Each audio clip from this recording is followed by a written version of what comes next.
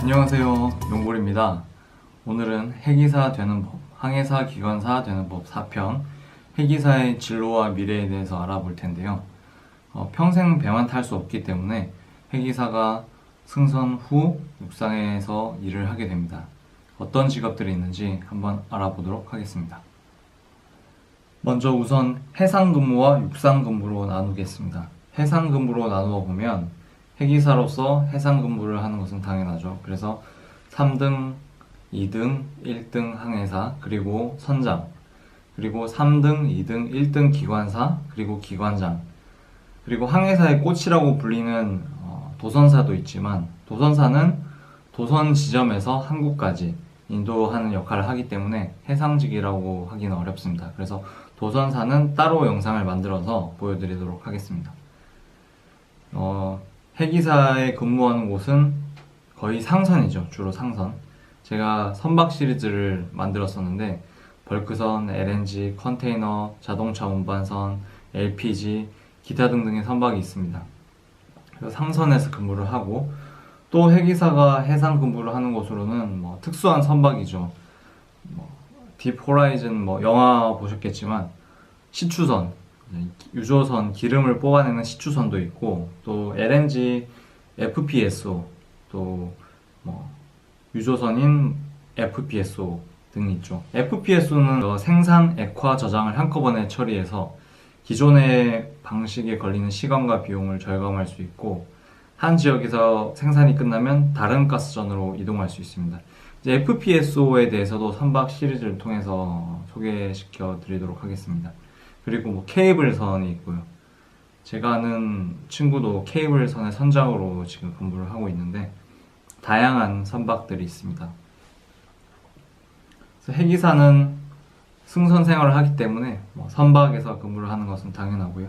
그리고 육상 근무를 말씀드리면 보통 승선 근무 예비역이 이제 매년 1000여 명 이상 되죠.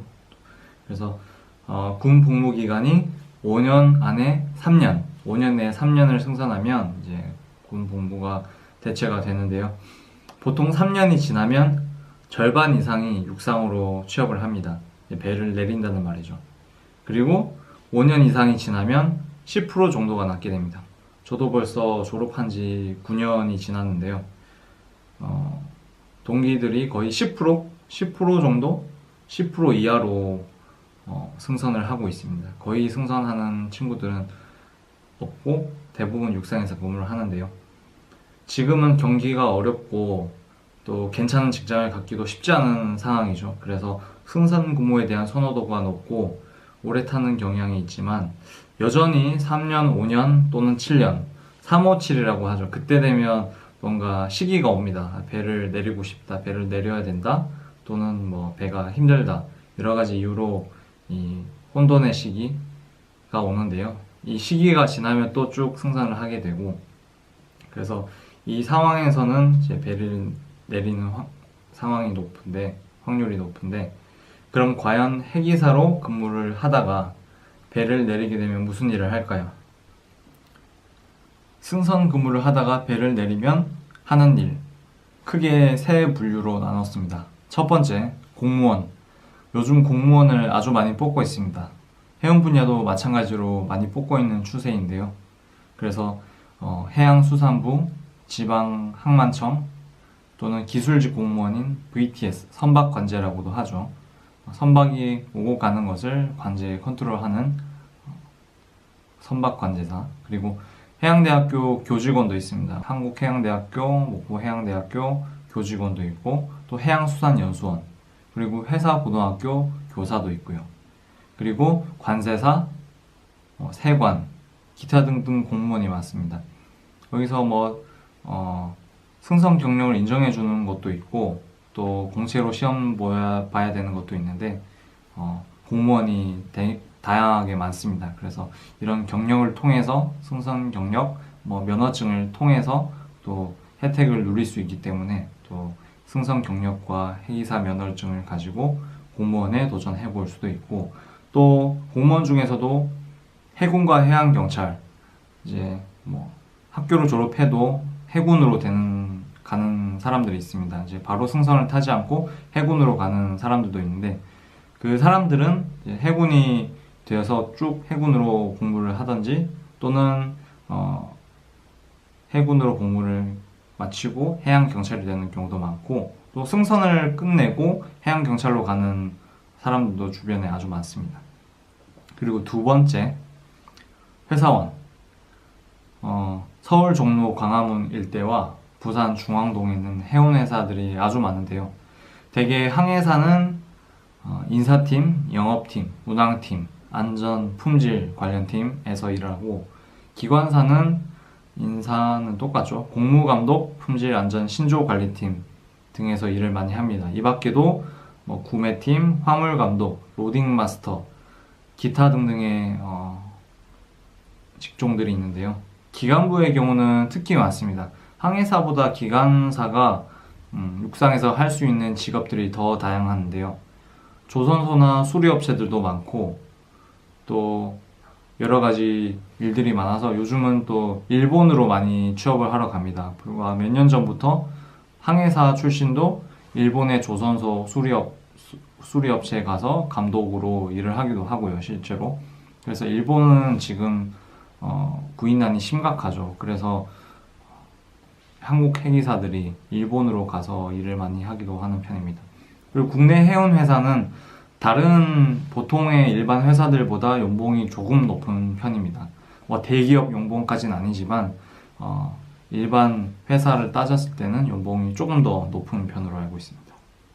그리고 세 번째, 공기업. 한국 성급, 미국, 영국 성급 등등 선박을 검사하는 거의 준 공무원이죠. 국가에서 성급에서 선박 검사를 대행하도록 인정해 주는 곳이 국가에서 공인을 해준 곳. 그래서 한국, 미국, 영국, 일본 등등의 성급에서 이제 성급의 인증을 받는, 관리를 받는 선박들을 검사를 합니다. 이 밖에도 한국전력, 가스공사, 석유공사, 수자원공사, 자산관리공사, 선박안전기술공단, 한수원. 그래서 기타 공기업들이 많은데요. 여기서도 이제 항해사, 기관사, 해기사 면허를 인정해 주는 곳이 있습니다. 그래서 공기업으로도 많이 갑니다. 그리고 네 번째, 기타 의외의 직업들인데요. 선박과 비행기는 이제 왼쪽을 포트, 오른쪽을 스타보드라고 합니다. 선박 용어고. 그리고 왼쪽은 빨간불이 있고 오른쪽은 초록불이 있습니다. 이 선박 비행기가 거의 흡사한데요. 오토파일럿이라는 자동 조타 장치도 마찬가지고, 그래서 예전 선배님들 같은 경우에는 비행기 파일럿, 비행기 조종사가 된 분도 계십니다. 그리고 간혹 가다가 비행기 조종사가 되고 싶다. 그래서 미국까지 가서 비행 시간을 채워서 비행기 조종사를 지원하는 사람들도 간혹 있습니다. 그리고 영국, 미국 등 유학을 많이 가죠. 예전에는 유학을 가면 영국의 카스 마리타임이나 카디프, 기타 등등이 있는데요.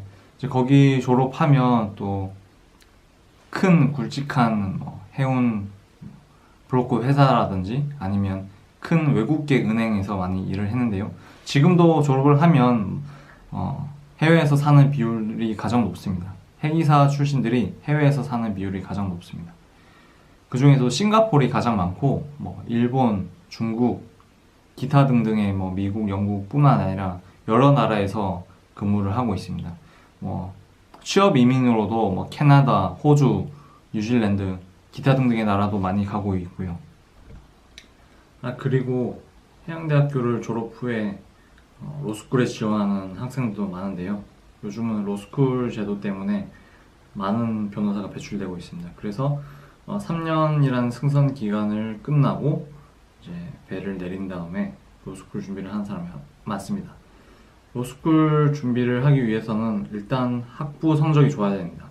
대학교 때 성적이 좋아야 되고, 그리고 법학 적성 검사, 리트 시험을 잘 봐야 되겠죠. 그리고 영어 성적도 만들어 놓고요. 도전을 하면 되지만 3년간의 승선 경력을 로스쿨을 합격한다고 더 쳐주는 건 아닙니다. 똑같이 경쟁을 해야 되기 때문에 자신의 뜻이 있다면 또 해운 분야, 나아가서 여러 가지 분야에서 법조인으로서 변호사로서 활동을 하고 싶으면 로스쿨이라는 매개체를 이용하는 것도 하나의 방법입니다. 이렇게 회계사의 경력으로 갈 수 있는 육상직에 대해서 간략하게 알아봤는데요. 실제로 제가 알고 있는 사람들과 알고 있는 분야에 대해서 간략하게 설명을 드렸습니다. 그리고 무엇보다 중요한 것은 본인이 승선하는 동안 준비를 해야 된다는 사실입니다. 물론 배에서 다른 공부를 하거나 이직을 준비하기란 쉽지 않습니다. 공부를 한다는 건 더더욱 어렵죠. 하지만 승선 생활이 재미없거나 힘들다고 3년 뒤에 무턱대고 내리면 물론 취업은 가능합니다. 왜냐하면 승선 경력, 그것 하나로도 먹고 사는 데는 지장이 없을 겁니다. 사실 육상으로 취업 준비를 완벽히 해서 배를 내리는 사람은 거의 없습니다. 그래서 해기사가 그 경력으로 메리트가 있는 것이고요. 하지만 본인이 장기 승선의 뜻이 없다면 미리 여러 분야에서 일을 하는 분들을 찾아뵙고 소통을 해야 정보를 알 수 있습니다. 요즘은 와이파이가 되는 배도 있고 안 되는 배도 있습니다. 직업에 대한 정보는 현재 그 직업을 가진 분에게 물어보는 것이 가장 빠르고 정확한 길입니다. 그래서 저는 승선할 때 단기, 장기 계획을 세워서 근무를 하라고 조언하고 싶습니다. 이번 배에서 무엇을 얻을 것인지, 이번 배에서 무엇을 할 것인지, 그리고 올해의 목표를 설정하고 조금씩 준비한다면 승선 생활에도 만족감을 느끼고 하선을 해도 마음이 든든할 것입니다. 평균적으로 12개월 중 9개월은 승선 생활, 3개월은 휴가가 되는데요. 9개월이라는 승선 기간을 보람있게 보내고 또 3개월이라는 휴가를 알차게 보낸다면 일석삼조의 효과를 얻을 것입니다. 육상과 비교해서 행위사의 장단점에 대해서 설명드리고 싶은데요. 이것은 마지막 편 5편에서 설명을 드리도록 하겠습니다. 이렇게 행위사의 진로와 미래에 대해서 살펴봤는데요. 오늘 영상이 좋으셨다면 좋아요와 구독 버튼 꾹 눌러주시고요. 지금처럼 댓글로 많은 의견 부탁드리겠습니다. 요즘 심도 있는 댓글을 많이 달아주시는데요. 나중에 댓글에 달려있는 의견을 모아서 Q&A 시간을 가지도록 하겠습니다. 5편에서 뵙겠습니다.